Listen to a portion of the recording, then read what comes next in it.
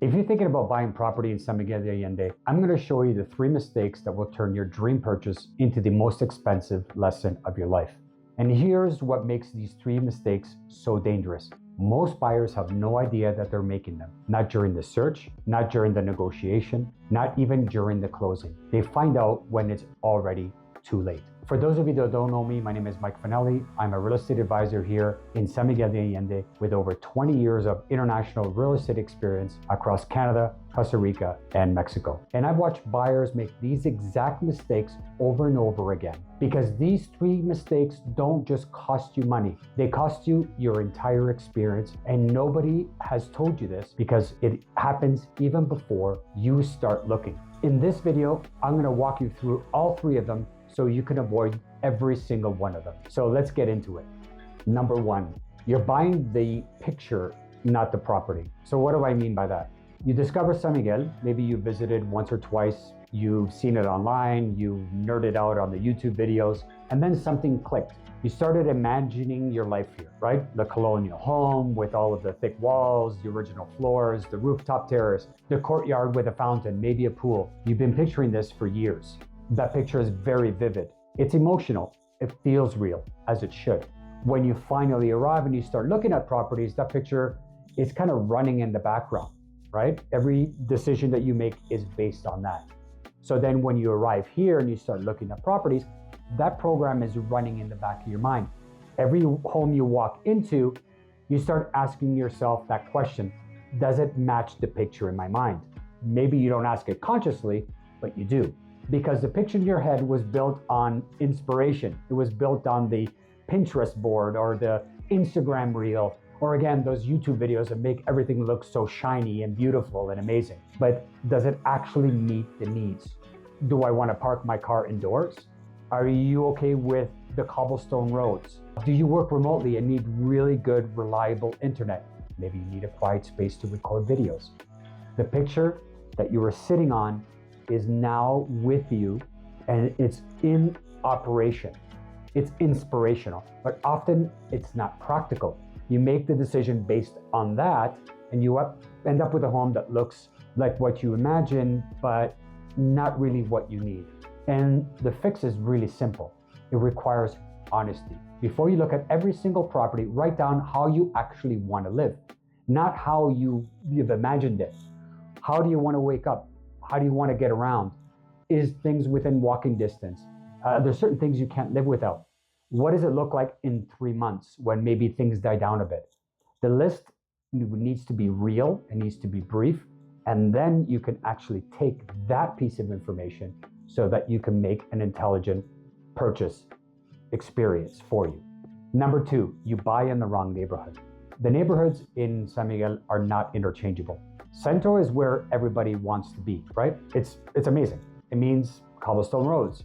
It means potentially noise, fireworks, festivals, foot traffic, the gas guy making noise, the music playing from the person that collects all of the old metal.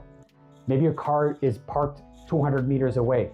Sometimes it means that you need to carry groceries and the water jug by yourself in hand. And for some people, like me, I totally can deal with that. This is exactly the type of life I want. For others, this is an inexperience that they don't want to live. So they call me a year later, 2 years later, and say, hey, you know what? It's time for us to sell. We need to change. We should have thought about it before. We really like sleeping in a little bit longer. And really navigating the cobblestone roads is very challenging for us. So there's different properties for different people, and the agent should be helping you to have that conversation with you before you even start looking. Number 3, you overpay because nobody actually ran the numbers for you. So San Miguel's market is very inconsistent when it comes to pricing. Okay, 2 properties on the same street will be a completely different price point. Smaller size, similar condition, maybe one of them has a pool, the other one doesn't. It's just very difficult to be able to navigate around the pricing.